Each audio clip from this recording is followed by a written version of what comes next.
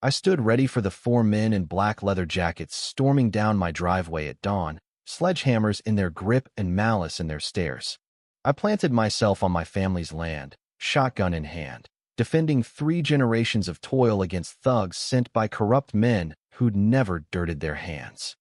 What those HOA crooks didn't know was this old Marine had a weapon far deadlier than bullets, a single letter that would dismantle their criminal empire without a shot fired. My name's Thomas Grayson, 43, former Marine Force Recon, and this Arizona ranch is the only home I've ever known. 3 generations of Graysons have worked this land, starting with my grandfather, who built it from nothing after Korea. He always said, "A man who owns his land owns his freedom." I never grasped the weight of those words until recently. I inherited these 15 acres 2 years ago when my father passed. It's not the largest spread, but it's paid for with sweat and memories. Raising quarter horses became my peace after 3 combat, towards something honest after witnessing humanity's worst. This land outside Phoenix was rural when I was a kid, but the city's been encroaching. I first sensed trouble when neighbors started selling out families like the Thompsons, here for decades, then Old Man Whitaker. New subdivision signs with names like Cactus Ridge popped up. I ignored it until a certified letter arrived, claiming my property was annexed into their homeowners association. It called my barn an unauthorized structure and my fence a violation, demanding I attend a meeting and pay due law $1,200 in back fees. I sent it back, marked no legal authority. I thought that was the end, but a process server showed up a week later. I refused his papers, watching him retreat. That small win felt good, but it was just the start of a war. Looking back, I should have seen the pattern. This wasn't about aesthetics, it was a calculated move in a scheme that had swallowed properties across 3 counties. But they were about to learn what happens when they underestimate a man with nothing to lose but his family's legacy. 3 days after I rejected their papers, a sleek black BMW rolled up my dusty drive. Out stepped a man in a tailored suit, shoes polished to a shine that screamed money. "Mr. Grayson," he said, offering a hand with rehearsed charm. "Edward Langston, president of Cactus Ridge HOA. Let's discuss your situation." I didn't shake his hand. "My land's not part of your association," I said. He smiled, cold and hollow, then strolled my property like he owned it. "Remarkable water rights," he noted, pausing by my well. "Aquifer access is rare around here." My instincts flared. HOA types don't care about water rights. 3 generations, I replied.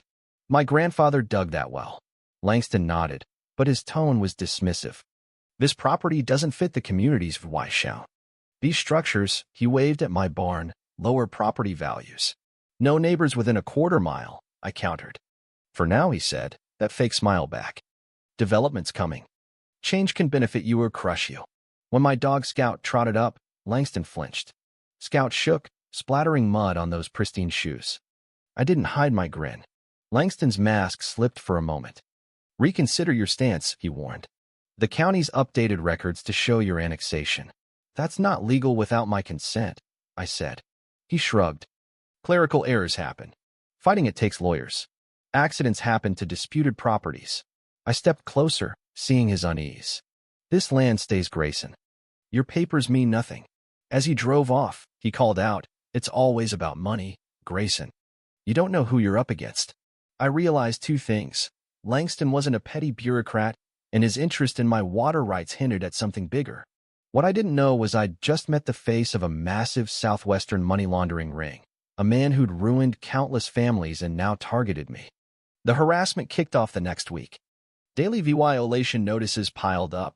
Due law $500 for fence height, due law $750 for livestock, due law $1,000 for my barn. By Friday, they claimed I owed due law $5,000. I checked the county records office. The clerk, Ellen, frowned at my file. "This boundary change form has your signature, but..." She trailed off. "Did you sign this?" The document was a forgery, reclassifying my land into Cactus Ridge. "You're not the first," Ellen whispered. "Others have had similar issues." As I left, she warned, "Be careful. The last guy who fought this lost his house to a faulty wiring fire." That night, I set up trail cameras from my Marine days. By morning, they caught 2 men testing my fence at 2 a.m. Black SUVs started cruising by, and men with cameras photographed my property, claiming to be county assessors but speeding off when pressed. At the feed store, Langston cornered me. Heard you're asking questions at the county, he said softly. That's unwise. Be reasonable while you can. That night, cameras caught 4 men inspecting my well. I emailed Langston their faces and plates. Trespassing's illegal in Arizona. No reply, but my barn lock was broken the next day. Equipment shifted a clear message. The campaign escalated. My fence was cut, letting 2 horses escape. One nearly died on the road. My water trough was laced with antifreeze, but I saved my mare, Tessa, with quick action. Late-night calls from block numbers taunted. Fires happen. Coyotes are bad this year. The police chief, Harlan, dismissed my reports as CIVYL matters. I noticed his new due lost $75,000 truck, odd for his salary.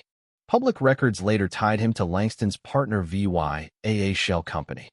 Other VYTIMs shared similar stories: vandalism, dismissed complaints, and forced sales. The local paper dropped my story after Langston's firm signed an ad deal.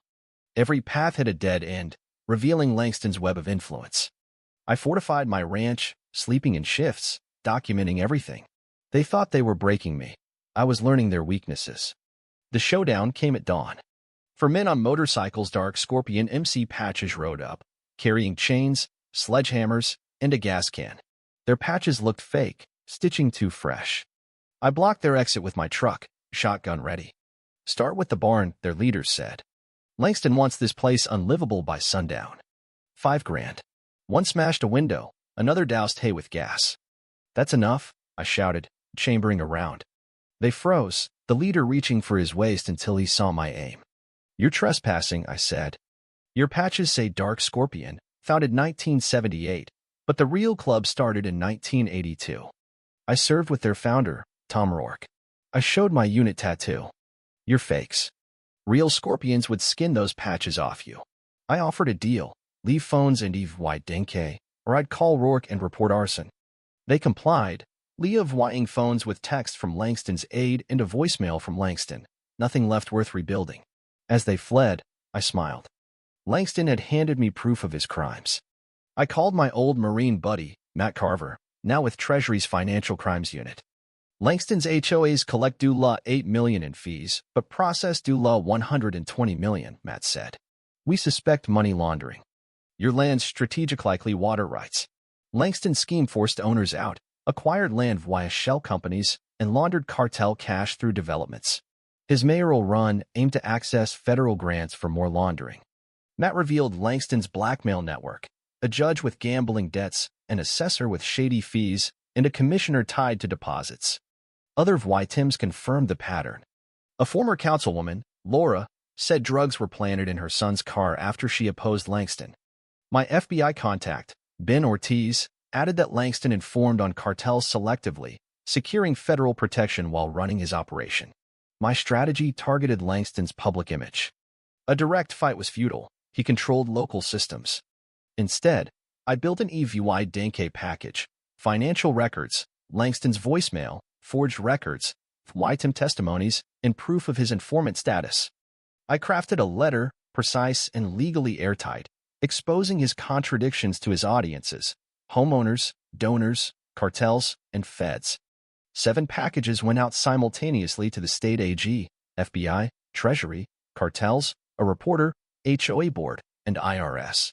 By noon, Langston's calls grew frantic. Grayson, let's resolve this. I'll pay. At 2 p.m., he arrived with due law $2 million in cash. Sign and disappear, he demanded.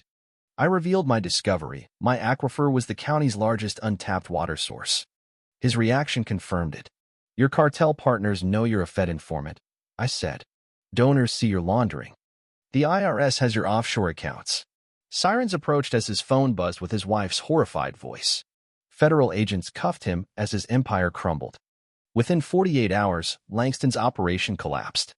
Raids hit his 12 HOA offices, uncovering due law $600 million laundered over a decade. His political campaign imploded, donors fled, and he was caught at the airport with due law $4.3 million. The judge turned state's EVY Denke, exposing corruption up to state senators. My land was restored, and Langston's own HOA bylaws fined his properties into oblivion. He faced 142 counts, up to 1,740 years. 6 months later, the county apologized, and my testimony aided prosecutions. A community alliance replaced the HOA, and the real Dark Scorpions raised $50,000 for property rights. I founded a legal defense fund with settlement money, protecting others from similar schemes. Langston's orange jumpsuit at his hearing was justice enough. My framed letter hangs by my father's marine photo, a reminder, truth and courage can topple even the most untouchable tyrants.